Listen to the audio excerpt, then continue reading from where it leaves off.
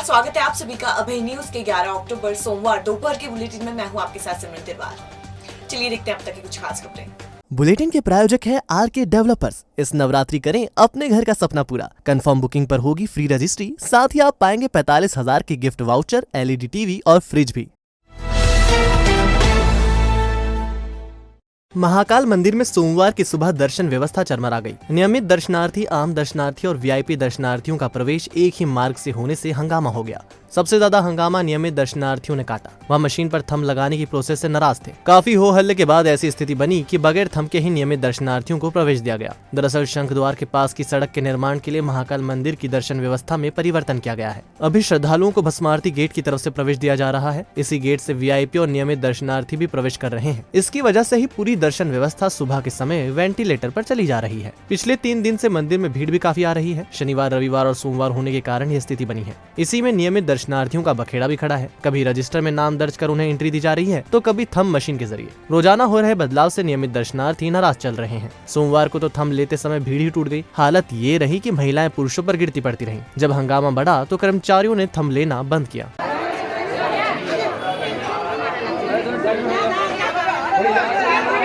महाकाल मंदिर प्रशासक द्वारा डेली दर्शनार्थियों को थंब मशीन पे अंगूठा लगाने की प्रतिक्रिया देखिए। डेली दर्शनार्थियों की भीड़। बंगाली कॉलोनी स्थित शनि मंदिर के बाहर हार फूल की दुकान लगाने वाले व्यापारी बलराम साक्यवाल की शास्त्री नगर स्थित घर में रविवार रात चोरी की वारदात हो गई। व्यापारी घटना के समय दुकान पर और पत्नी प्रज्ञा इंदौर गई हुई थी। चोर पीछे के दरवाजे की कुंडी खोलकर घर में घुसा था। दरअसल बलराम साक्यावाल की इंदौर में रहने वाली भांजी का रविवार को बर्थडे था। पत्नी प्रज्ञा इसमें शामिल होने गई थी। शाम 7 बजे बलराम दुकान चले गए थे। रात 10 बजे जब वह घर लौटे तो पूरा घर अस्त व्यस्त था। अलमारी में रखे 1.5 लाख रुपए, सोने के टॉप्स और चांदी की पायेजब गायब थी। बलराम जब घर के पिछले हिस्से में गए तो वहां के दरवाजे की कुंडी खुली हुई थी। उन्होंने डायल 100 को सूचना दी, लेकिन एक भी पुलिसकर्मी जांच के लिए नहीं पहुंचा। सोमवार सुबह नीलगंगा थाने जाकर उन्होंने सूचना दी, लेकिन दोपहर तक कोई भी अधिकारी नहीं पहुंचा था। बलराम ने बताया कि उनका लाइट डेकोरेशन का काम है। लाइट डेकोरेशन का पुराना सामान बेचने के बाद आए रुपए उन्होंने घर में रखे थे। दशहरा बाद डेकोरेशन का नया सामान खरीदना था। इसके पहले ही चोरी की वारदात हो गई। वहाँ से फिर रात को दुकान बंद करके आया। दरवाज़ा खोला, देखा अलमारी खुली पड़ी थी पूरी। पीछे का गेट भी अटका हुआ था। उसमें 1.5 लाख से ऊपर ही मतलब केस था। और पायजेब थे 3-4, सोने के कान के थे। सोने के कान के थे। ये चोरी गया। पीछे के रास्ते से कोई आया। आगे तो कुछ भी नहीं, आगे देखा, आगे ताला लगे थे। पीछे वो जब देखा, पीछे चद्दर पे से जंगल पड़े, वहाँ कागज भी थुका पड़ा हुआ है। तो मैंने 100 डायल पे कंप्लेंट डाली रात को, और रात को कार्रवाई नहीं हुई। बोले सुबह आना। अभी भी 9 बजे से गया, वहाँ आया हूँ। कल आवेदन ले लिया अभी बस। महाकाल मंदिर में फिल्मी गीत पर डांस करता वीडियो शूट करने वाली युवती के खिलाफ महाकाल मंदिर प्रबंध समिति ने प्रकरण दर्ज करवा दिया। इंदौर की मनीषा रोशन ने शनिवार को इंस्टाग्राम पर वीडियो अपलोड किया था। इसमें वह ओमकारेश्वर मंदिर के पिलर्स के आसपास गाना गा रही है। वीडियो देखने के बाद पंडे पुजारियों ने आक्रोश जताया था। इसके बाद रोशन ने वीडियो जारी कर माफी मांगी थी। भविष्य में कभी भी ठेस पहुंचाने वाला वीडियो शूट नहीं करने की बात भी की थी। इस मामले में महाकाल मंदिर प्रबंध समिति प्रशासन ने महाकाल थाने में मनीषा रोशन के खिलाफ धारा 199 के तहत प्रकरण दर्ज कर लिया है। आरके डेवलपर्स लाया है इस नवरात्रि खुशियों का ट्रिपल सेलिब्रेशन। नए घर के साथ होगी उपहारों की बौछार। मक्सी रोड और देवास रोड पर सर्व सुविधा युक्त कॉलोनी। कंफर्म बुकिंग पर फ्री रजिस्ट्री, साथ ही आप पाएंगे 32 इंच एलईडी फ्रिज और 45,000 रुपए के शानदार कैशबैक वाउचर। तो देर किस बात की, चले आइए और लीजिए इस ऑफर का लाभ। बुकिंग मात्र 19,000 रुपए में, प्लॉट 6,24,000 और मकान 9,81,000 से शुरू। अधिक जानकारी के लिए संपर्क करें 9340617725 9171986011। हिंदू महासभा की राष्ट्रीय उपाध्यक्ष सुनंदा दुबे ने सोमवार को एसपी से मुलाकात की और महासभा के कार्यकारी प्रदेशाध्यक्ष मनीष सिंह चौहान पर पट्टे के फर्जी कागजात बनाकर प्रधानमंत्री आवास का लाभ लेने के मामले में धोखाधड़ी का प्रकरण दर्ज करने पर आक्रोश जताया। दुबे ने एसपी को बताया कि मनीष सिंह चौहान को 2008 में पट्टा जारी हुआ था। एसडीएम कोर्ट में 30 सितंबर 2008 को यह 33 नंबर पर दर्ज है।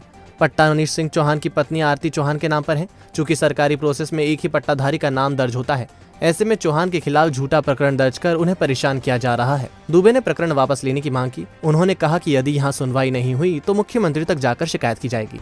हमारे राष्ट्रीय कार्यकारी और हमारे प्रदेश कार्यकारी अध्यक्ष मनीष सिंह जी के साथ जब अन्याय हुआ है तो क्या आम जनता इससे अछूती है? जनता क्या करेगी? अगर माने एक हिंदू महासभा का प्रदेश पदाधिकारी अगर इस दलदल में फंस सकता है, इतनी बड़ी गलती अधिकारियों से हो सकती है जबकि उसके पास सारे डॉक्यूमेंट्स हैं, लेकिन वो आज भागता फिर रहा है। क्यों आखिर ऐसी गुंडागर्दी कब तक चलेगी? तो इसके लिए हिंदू महासभा अभी तो हमने ज्ञापन सौंपा है, लेकिन उम्मीद करते हैं कि 2 से 3 दिन के अंदर हम लोगों के साथ न्याय हो सकता है कि इसके लिए गृह मंत्री के पास भी ज्ञापन देने जाएंगे। पुलिस का नाम सुनते ही आम आदमी का सिर चकराने लगता है, लेकिन पुलिस कभी कभी बहुत अच्छा काम भी करती है। अब उज्जैन पुलिस को ही देखिए, जिसने इलाज के खर्च से डर से अस्पताल में 7 महीने की नवजात को छोड़ने वाले माता पिता को तलाशा और नवजात को उनकी कस्टडी में सौंप दिया। दरअसल 7 महीने की बच्ची को पेटलावत के दंपति 5 अक्टूबर को चरक अस्पताल लाए थे। बच्ची की हालत खराब थी और उसे आईसीयू में रखा गया था। 3 दिन तक तो माँ बाप अस्पताल में रहे, लेकिन 8 अक्टूबर को वह बच्ची को अस्पताल में ही छोड़कर चले गए। दोनों को अस्पताल स्टाफ ने काफी तलाशा, लेकिन वह नहीं मिले। दोनों के फोन भी बंद थे। लिहाजा कोतवाली पुलिस को सूचना दी गई। कोतवाली टीआई ने घटना की जानकारी एएसपी अमरिंदर सिंह और सीएसपी पल्लवी शुक्ला को दी। टीआई अमित सोलंकी और एएसआई चंद्रभान सिंह सबसे पहले अस्पताल पहुंचे और डॉक्टरों से संपर्क किया कि नवजात के इलाज में कोई कसर नहीं रहे। अस्पताल से मिले मोबाइल नंबर और घर का पता लेकर पुलिस ने सरपंच का पता और मोबाइल नंबर ढूंढ निकाला। झाबुआ पुलिस की मदद भी ली गई। बच्ची के गांव और सरपंच का फोन नंबर मिलते ही सरपंच से संपर्क किया। सरपंच ने पुष्टि की कि गांव के दंपति उज्जैन उपचार के लिए गए थे। फिर क्या था, पुलिस गांव पहुंची और माँ बाप को ढूंढकर उज्जैन लाई और बच्ची उनको वापस सौंप दी। दंपति ने बताया कि बच्ची बहुत कमजोर थी, उन्हें डर लग रहा था कि इलाज में काफी पैसा खर्च होगा। इसी डर से वह गांव चले गए थे। कोतवाली पुलिस ने बच्ची के निःशुल्क उपचार की जानकारी दी और समझाइश दी। इसके साथ ही परिजनों को अन्य खर्चों के लिए आर्थिक सहायता भी उपलब्ध कराई। उज्जैन में पहली बार यूनाइटेड 18 शॉप लेकर आए हैं एक अनोखा ऑफर। आप पाएंगे 1000 रुपए की खरीदी पर 20% मूल्य की अन्य खरीदी, 5000 की खरीदी पर 25% और 10,000 की खरीदी पर 30% मूल्य की अन्य खरीदी। जेंट्स वियर की संपूर्ण श्रृंखला एक ही स्थान पर, jeans, trouser, shirt, short shirt, men's kurta और भी बहुत कुछ। तो एक बार अवश्य पधारें। हमारा पता है यूनाइटेड 18 शॉप, मिनी चौपाटी की गली, फ्रीगंज, उज्जैन 9752244339। त्योहारों की गाइडलाइन प्रशासन ने जारी कर दी है। शांति समिति की बैठक में गाइडलाइन के बारे में ठीक से समझा भी दिया गया। गाइडलाइन के मुताबिक प्रतिमा विसर्जन के चल समारोह नहीं निकलेंगे। केवल 10 लोग ही प्रतिमा विसर्जित करने जा सकेंगे। धार्मिक स्थलों में भी 50% क्षमता तक श्रद्धालु रहेंगे। रावण दहन इस बार भी प्रतीकात्मक ही रहेगा। कलेक्टर आशीष सिंह एवं एसपी सत्येंद्र कुमार शुक्ल ने शांति समिति के सदस्यों को बताया कि विवाह समारोह में थोड़ी छूट बढ़ाई गई है। अब दोनों पक्षों को मिलाकर 300 लोग शादी समारोह में शामिल हो सकेंगे। इसी तरह त्योहारों को दृष्टिगत रखते हुए पूरे जिले में रात 11 से सुबह 6 बजे तक के लिए नाइट कर्फ्यू लागू कर दिया गया है। जैसा कि आप जानते हैं कि अभी दुर्गोत्सव की जो तैयारियां हैं चल रही हैं, दुर्गोत्सव चल भी रहा है, पंडाल वगैरह लग गए हैं और कुछ जो कार्यक्रम गरबा के आयोजन हैं जो गाइडलाइन के मुताबिक जो मोहल्ला या कॉलोनियों में जो लगे रहे, इस तरह के कुछ आयोजनों की भी जानकारी मिली है। हमारे पास सभी तरह की जो कार्यक्रम दुर्गा उत्सव के दौरान होते हैं उसकी एक प्रॉपर सूचना है और हमने उसकी एक पूरी लिस्टिंग कराई है, चाहे वो प्रतिमाओं के संख्या की बात हो या उसके बाद गरबा के आयोजन या रावण दहन के कार्यक्रम हो। सभी तरह के कार्यक्रमों की हमने एक लिस्टिंग कराई है, सभी लोगों से संपर्क में है और सभी से यह अनुरोध किया गया है कि जो कोविड को लेकर जो शासन की तरफ से जो गाइडलाइन है उसके अनुरूप ही पूरी त्योहारों को मनाया जाए। इस संदर्भ में शांति समिति की बैठक में भी यह स्पष्ट रूप से निर्णय लिए गए हैं। मां चामुंडा और तुलजा भवानी दरबार में नवरात्रि के दौरान बड़ी संख्या में लोग दर्शन के लिए पहुंच रहे हैं। कोई भक्त पैदल आ रहा है तो कोई घुटनों के बल पर मां के दरबार में अपनी हाजिरी लगा रहा है। माता के भक्त टेकरी पर जयकारे लगाते चल रहे हैं। मां चामुंडा और मां तुलजा भवानी की एक झलक पाने के लिए दूर दूर से माता के भक्त आ रहे हैं। इधर रविवार रात करीब 11 बजे टेकरी पर अचानक भक्तों की भीड़ बढ़ गई। एबी रोड पर श्रद्धालुओं का जत्था पैदल और वाहनों से टेकरी तक पहुंचा। शंख द्वार से लेकर जहां तक नजर डालो केवल भक्त ही भक्त नजर आ रहे थे। अब तक करीब 3 लाख श्रद्धालु माता टेकरी पर पहुंचकर दर्शन कर चुके हैं। टेकरी पर भीड़ बढ़ते ही जिग जैग चालू किया। जिग जैग से निकलने में समय लगता है और अब तक प्रशासन ने टेकरी की भीड़ को सीढ़ी द्वार, धूनी मार्ग, पुलिस लाइन और रपट मार्ग से नीचे उतारा। एएसपी मंजीत सिंह चावला और सीएसपी विवेक सिंह चौहान ने टेकरी पर मौजूद रहकर व्यवस्था को संभाला। इंदौर की तरफ से इतना फ्लो आ रहा है कि जगह जगह श्रद्धालुओं को रोकना पड़ रहा है। भीड़ बढ़ने पर मोती बंगला, सिविल लाइन, सर्विस रोड और विकास नगर में गाड़ियों को रोका गया। हम उज्जैन से बता रहे हैं, अच्छी व्यवस्था है, अच्छे लोग भी बहुत आए हैं यहाँ पे, लगभग 1-2 लाख लोग तो यहाँ टेकरी पर दिख रहे हैं और लोगों में बड़ा श्रद्धा का भाव है यहाँ पर, बड़े आस्था के साथ यहाँ पर आ रहे हैं, सब दूर दूर से दिख रहे हैं यहाँ पे। कितने लोग भी उज्जैन से लोग पढ़ा रहे हैं। कितने वर्षों से आ रहे हैं सर आप? लगातार 20 वर्ष से लगातार आ रहे हैं। बहुत अच्छा लगा, लेकिन व्यवस्था थोड़ी सी ठीक नहीं है,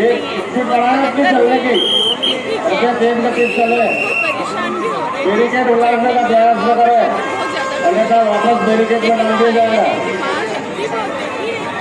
किसी को परेशानी नहीं आती और अच्छे से लोग आस्था से निकलते हैं।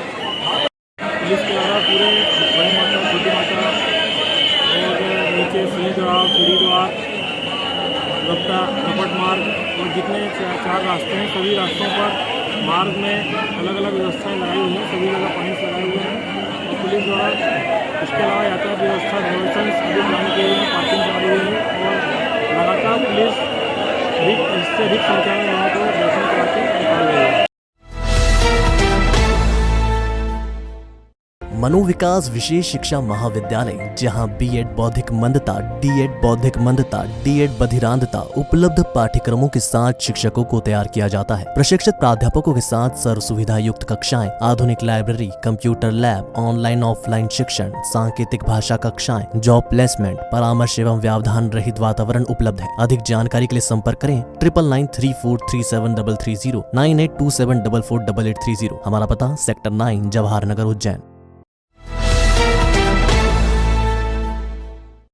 तो आपने देखा आज का हमारा बुलेटिन। अगर खबरों को लेकर आपके पास कोई फीडबैक है तो हमारे कमेंट सेक्शन में या फिर इनबॉक्स में जरूर बताइएगा। कल फिर मिलेंगे इसी समय। नमस्कार।